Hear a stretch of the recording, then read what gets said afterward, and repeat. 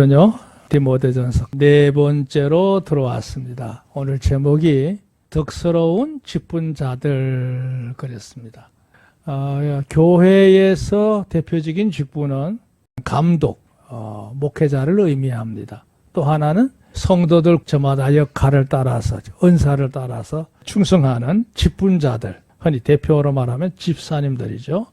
집사의 모습에 대해서 얘기하고 있습니다. 오늘 내용은 주제가 이미 앞서 강론을 통해서 언급했지만 건강한 교회가 되려면 어떻게 해야 되느냐 하는 그 처방전을 사도 바울이 제시한 바가 있어요. 그 첫째 하나가 뭐냐면 교회를 구성하고 있는 성도들이 그 어떤 것에 휘둘리지 않고 확신을 갖고 절대 두려워하고 타협하려 하지 말고 흔들리지 말고 믿음에 반듯하게 서는 자가 되어야 된다는 거죠. 두 번째는 이제 하나님의 일꾼으로 부름을 받은 성도들이 하나님 일을 한다는 그 자체에 대해서 큰 자부심을 가지고 늘 주 앞에 구원받았음에 대해서 늘 감사한 마음을 갖고 살아야 되는데 바로 그 충성함을 통해서 하나님 앞에 감사하는 것이다 하는 점을 나누었던 말씀이에요.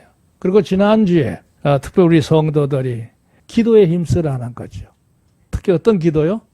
나라의 이정자들을 위해서 또 내 주변에 있는 자들을 위해서 끊임없이 중보기도 게을리하지 말라 하는 점이 바로 세 번째 처방이었습니다.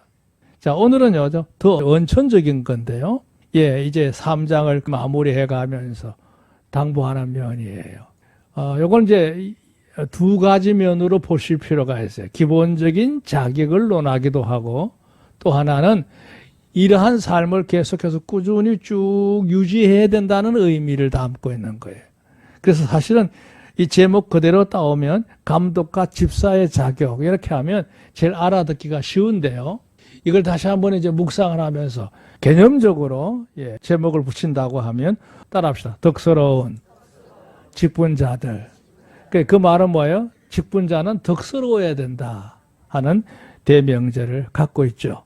자, 오늘 얘기는 그리 복잡한 얘기가 아닙니다. 뭐 당연한 얘기를 하는 듯한데 사실 자세히 보면 우리가 항상 조심해야 될 요소들을 다루고 있죠. 자, 여기 이 명제를 보세요. 하나님께서 가정을 세우셔서 세상이 끝날 때까지 말이죠. 사람들이 생육하고 번성하고 충만을 이루게 하셨던 것이 기초적인 질서지요. 이 땅에 하나님이 사람을 지으시고 그 사람의 존재가 계속해서 세상에 유지될 수 있도록 세우신 특별한 기관이죠. 하나님이 최초에 세우신 기관이 가정이에요. 이건 육신의 기관이죠. 근데 또 하나가 있습니다. 바로 영적인 가정인데요. 볼까요? 교회는 어떤 곳이냐? 예수님의 대속과 주님이 십자가 지신 것만 중요한 게 아니에요. 십자가를 지셨다가 이제 인간적으로 운명을 하시게 되고 분명히 무덤에 묻히셨지만 사흘째 되던 날에 주님이 부활하시지요. 신령한 몸으로 부활함으로 분명히 보여주신 거죠. 그리고 그분이 이제 천지의 주자자로서 성천하시는 가정까지, 그러니까 예수님의 대속과 부활과 성천으로 완성된 거죠. 그게 뭐냐? 복음입니다. 그 복음은 하나님이 세우신 진리를 따라서 성령의 역사의 도움을 받아서 계속 역사를 한편 이뤄가고 있는 것이 세상이죠. 그 세상은 두 개의 체계가 있는 거예요. 기본적으로 하나는 가정이라는 게 있고요. 또 하나는 교회라는 게 있는 거랍니다. 이게 서로 정비례합니다. 마치 수레에 두 바퀴가 있는 것처럼 이쪽에는 가정, 이쪽에는 교회가 이렇게 쭉 같이 나아가고 있는 거죠. 이게 역사를 이루어가는 하나님의 기본적인 체계예요. 영적인 가정이요, 지체요, 요람이다 그랬어요. 이것도 좀 아래 설명이 많은데요. 가정이라고 하는 말의 개념은 우리가 이해했고요. 그 다음에 이제 성도들끼리 연합을 이루고 있는 하나를 형성하고 있는 공동체, 다른 말로 지체입니다. 그리고 요람이라는 말은 뭐예요? 거기서 양육되어지고 훈련되어져서 이제 정상적인 삶을 살아가겠는데 기초의 모든 가정을 만들어지는 곳, 그 요람입니다. 흔히 요즘으로 말하면 훈련소와 같은 곳이고, 우리의 삶의 영역을 지키는 마치 전초기지와 같은 곳이 바로 교회입니다. 그렇기 때문에 따라서 교회라고 하는 건 뭐냐? 가정도 마찬가지예요. 상호 간에 일정한 룰에 의해 하나가 되고, 신의 그 무슨 얘기예요? 서로 믿고 사랑하고 아끼는 이런 관계. 그러면서 이제 신망을 가져요. 신망은 뭐예요? 함께 추구하는 소원을 갖고 있는 거예요. 우리 교회 안에 우리 성도님들 그냥 각각 따로따로가 아니라 우리가 함께 바라보는 천국을 향해 나가는 소망 중에 사는 성도인 줄로 믿습니다. 그게 함께 이루어가는 게 교회다는 거죠. 자, 어떤 곳이냐? 좀 더 구체적으로 들어가요. 절대적인 선언이에요. 왔다 갔다 하는 게 아니에요. 있어도 되고 없어도 되는 게 아닙니다. 이건 절대적인 거예요. 그럼 붙박이 별과 같은 거예요. 성경에는 하나님께서 우리에게 분명하게 선언하신 것들이 있어요. 거기에 따라 하나님께서 우리에게 지시하시는 명령이 있어요. 명령. 명령은 어때요? 따라도 되고 안 따라도 됩니까? 사람의 명령은 뭐 그럴 수 있습니다. 그러나 하나님의 명하신 것은 지켜야 되는 줄로 믿습니다. 십계명이 뭐예요? 그게 명령입니다. 그건 우리가 반드시 사람으로서 지켜야 될 하나님의 명령인 거예요. 예, 그 선언에 따라서 명령한 게 십계명이에요. 그리고 이제 수많은 사례들을 성경을 통해서 보여주고 있잖아요. 그게 교훈이에요. 다른 말로 거울이라고도 해요. 이미 과거의 수많은 사례들을 통해서 우리에게 늘 일깨움의 역사가 있어요. 깨닫게 하시는 거란 말이죠. 생각해 보세요. 사람이 취하는 여러 가지 많은 상식을 먹어야 되잖아요. 그 지식이라는 게 요즘은 그래요. 계속 미래지향적인 것 같아요.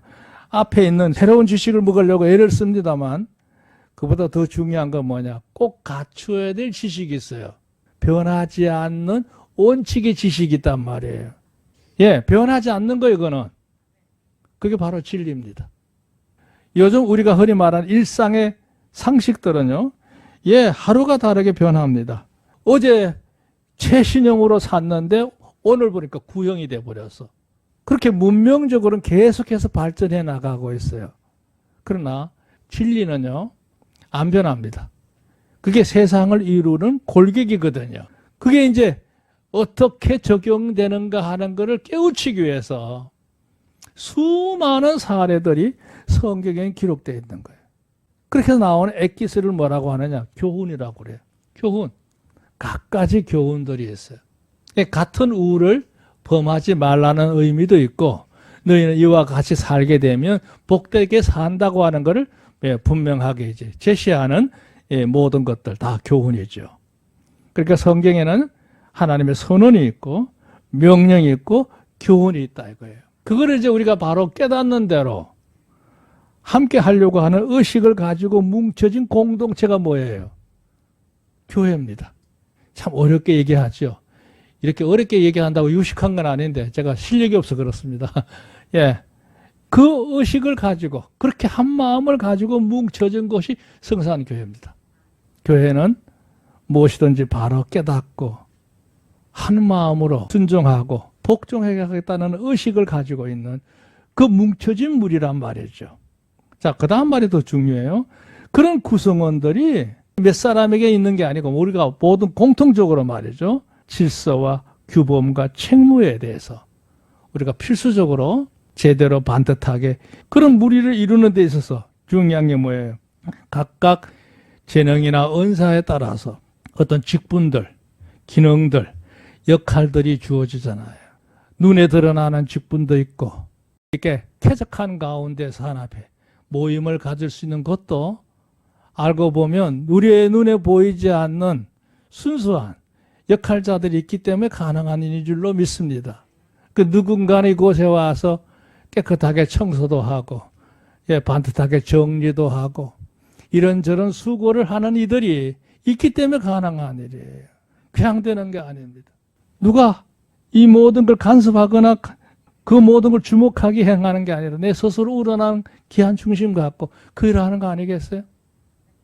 그런 마음가짐을 갖고 늘 살아가야 될 줄로 믿습니다. 자, 교회는요, 공식적인 직분이죠. 또 여러 가지 기능인들이 있어요.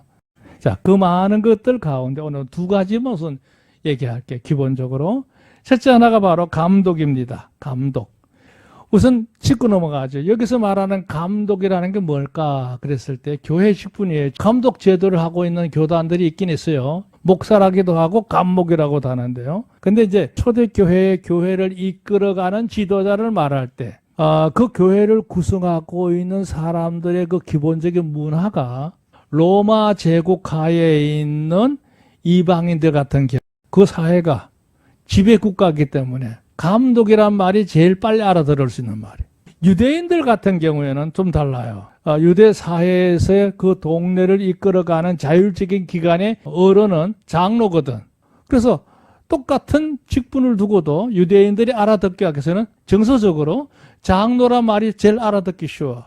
근데 그랬던 저간에 다 떠나서 예수님을 구주로 영접해서 제대로 된 성도들을 양육하고 인도하는 그런 자를 말할 때 쓰여지는 신조어가 있어요. 그게 목사입니다. 그 말은 양을 친다는 뜻이에요. 믿음의 사람들을 양육하고 지도하는 사람을 말할 때 그 목사다 이거예요. 그 성경에서 말하는 이 신약 성경에서 말하는 그 수신자가 누구에 따라서 용어가 좀 달라질 뿐이지 감독, 장로, 목사는 다 같은 의미다. 다른 이유는 없는 거죠. 그러니까 우리가 그렇게 이해하시면 되겠어요. 자, 목사들의 자격입니다. 품이에요. 믿보다 이 말이요 그랬어요. 믿보다 하는 말은 믿을만하다. 합당하게 여긴다. 뭐 이런 의미를 담고 있는데요. 다시 말해 교회, 신약교회 집합체마다 그 대표자들이 있죠. 그 덕목은 첫째 조건이 뭐냐? 믿을만 해야 한다. 그래서 두 번째 보세요. 사람이 감독의 직분을 얻으려 하면 수행한다고 하면 선한 일을 사모한다 함이로다 그랬어요. 이게 무슨 말이냐면 설명을 보세요. 곧 교회 감독된 자는 선이 그 마음에 늘 선함에 대한 소원이 있어야 된다는 얘기예요. 그러니까 이제 그런 뜻을 품고 사니까 나오는 행동도 선행이 나오겠죠. 그 선행이 이제 설린이에요. 설린. 모두와 함께 그걸 나누면서 유지하는 거야. 이는 불가피함으로 행하는 도의적인 의무가 아니고 자연스럽고도 지극히 개인적인 성숙에서 나오는 요소가 돼야 된다는 거야. 이 중요한 말이에요. 그런 성직을 맡았으니까 그렇게 하는 거야. 이거는 그 직업적인 의미예요. 그게 아니고 사람의 바탕이 제대로 된 사람이야. 그런 뜻을 품고 사는 거야. 설린입니다. 자, 2절. 그러므로 감독은 책망할 것이 없으며 당연하죠. 예, 이거는 선천적인 게 아니에요. 성숙되어진 걸 의미하는 거예요. 특별한 결격이 없고 평판이 좋은 사람. 욕먹는 사람이 주님의 일을 하는 지도자가 되기는 어려운 문제가 있죠. 안 된단 말이죠. 한 아내의 남편이 되며 가정을 잘 유지한다는 게 중요하다는 걸 의미해요. 그 다음에 이제 절제하며 근신하며 여기 5번째 보실까요? 자신의 일상이나 가정에서 여기 절제한다는 말은 뭐예요? 스스로 자제해. 그 다음에 절제란 말은 뭐예요? 언제든지 사람이 격동할 수 있잖아요. 그럴 때 절제하고 참을 줄 알고 통제할 줄 아는 그런 사람. 아담하며 나그네를 가르치기를 잘하며 누구나 차별 없이 존중하고 존호하고 존호란 말은 뭐냐면 상대를 대할 때 부르는 호칭을 의미하는데요. 상대를 우리가 늘 이렇게 뭐 집사님 이렇게 부르든지 뭘 하든 간에 그 호칭 속에 딱 들었을 때 말이죠. 아, 이 사람이 나를 존중하는 마음으로 사랑하는 마음으로 근데 왠지 나를 부르는 게 시원찮아. 무슨 감정이 있는 것 같아. 그 존호. 우리 교우님들이 서로 만나서 집사님 할 때 진심을 실어서 그 어감 선택을 잘 하셔야 돼. 그 다음에 존대란 말은 받드는 걸 의미해요. 나보다 낫게 여기는 마음가짐을 갖고 사는 거. 그 다음에 7번째, 말씀을 잘 가르칠 수 있는 자세가 돼야 돼. 자세. 기본을 말할 자질이 있어요. 그런 능력. 그 다음에 이제 자정이라고 해가지고 그 마음에 제대로 된 진심을 전해줄 수 있는 태도를 말해요. 술에 즐기지 않으며 구타하지 아니하며. 성경에 이게 술을 즐기지 않는다는 말이 참 중요한 말인데요. 특히 이제 교회의 직분을 맡은 이들이 나중에 또 나옵니다만 술을 가까이 하는 거, 이거 문제가 있다는 거예요. 술 취하지 마라 하는 말도 그런 의미 같은 비슷한 말인데, 일상생활 술을 가까이 하는 거, 이건 절대 옳지 않습니다. 왜냐? 술을 먹다 보면 여기 뒤에 또 나오겠습니다만 실수할 수도 있고, 또 주님을 욕먹이는 경우들이 있어요. 그걸 실추라고 그러는데, 말을 함부로 하는 거, 이거 있을 수 없죠. 폭언, 폭행, 또 폭발이라 말하면 뭐냐면 성격을 잘 다스리지 못해서 순식간에 흥분하는 이런 것도 다 폭발이에요. 우리 성도들은 조심해야 됩니다. 요즘은요, 와인 문화 시대이기 때문에 사람들이 그냥 기분을 낸다고 꼭 술을 찾는 경우들이 있어요. 그 자극성을 가지고 있기 때문에 처음에는 분위기가 좋지만 나중에는 문제를 만들 수 있어요. 그렇지 않고 인이, 인자, 인연하며, 그래서 인현이라는 그 말은 지혜롭다는 말을 의미해요. 인자함으로 지혜로운 거, 이거 인현이라고 그래요. 그 다음에 화목하며, 돈을 사랑하지 아니하며, 그렇죠. 여기 왜 이랬죠? 물욕이 뭔지 아시죠? 물질에 대한 욕심.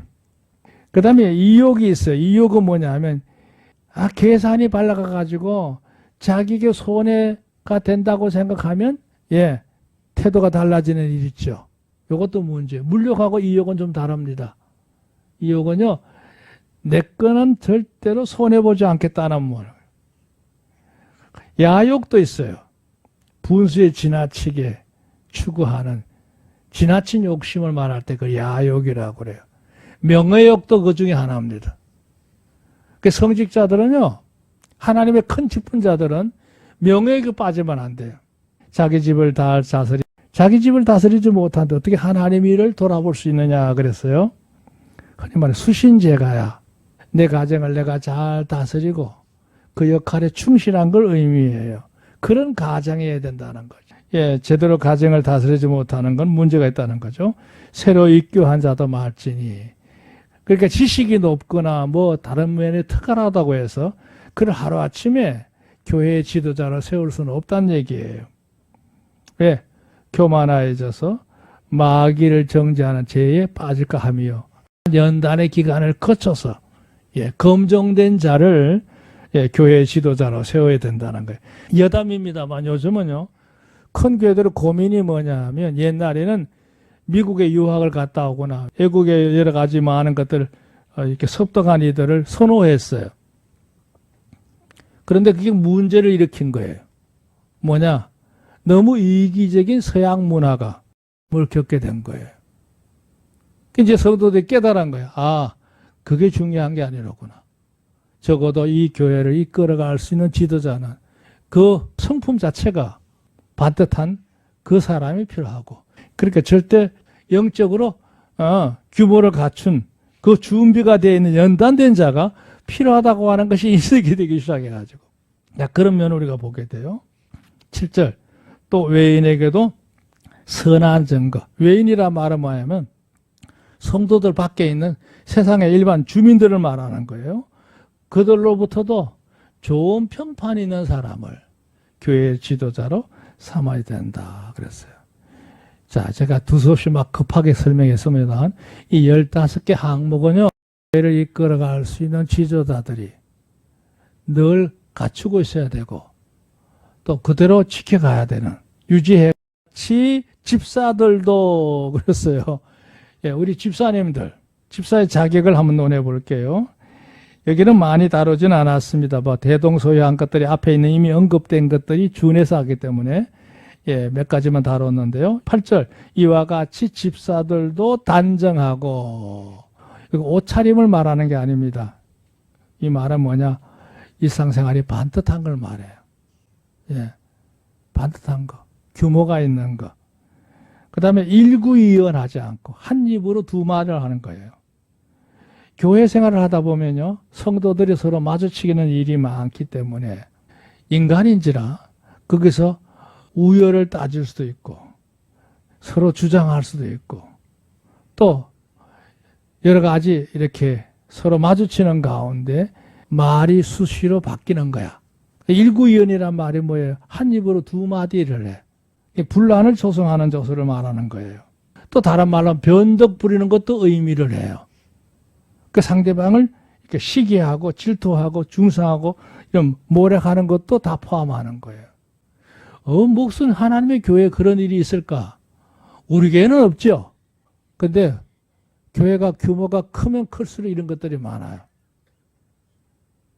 정말 이건 있을 수 없는 일이 교회 안에 어려울 때가 많죠. 교회는 일구연하고 술에 임박이지 않는다. 아까도 그랬죠. 술을 즐기지 않는 자들, 술을 늘 가까이 생활 속에 두고 사는 사람들 있을 수 없고, 임박이다라는 말은 뭐야? 그게 빠져있다는 얘기죠. 이를 탐하지 않아요. 이기적이지 않다는 얘기죠. 그런 모든 걸 다 합쳐 설명해 놨어요. 보세요. 1번 감독의 요건에 준해서 거기에 맞춰서 말이죠. 교회 일꾼들도 예외가 아니다 이거죠. 2번 교회에는 매우 다양한 사람들이 연합을 이루는 공동체이기 때문에 그 역할에서 무슨 높낮이를 따지고 주장하고 시기하는 거, 그게 언제든지 생길 수가 있어요. 있습니다. 그런 일을 두고 비판하거나 서로 이간을 시키거나 헐뜯는 거, 중상하는 거 절대 있을 수 없다. 여기 3번이 중요하죠. 술을 즐기게 되면 실언을 하기가 쉽고요. 실수를 저지를 수가 있고요. 실추할 수가 있어요. 여기 재미있는 게 있어요. 쉽고 많고 달고. 그걸 계속 끊어내지 못하고 달고 다녀. 그건 안 된다는 얘기죠.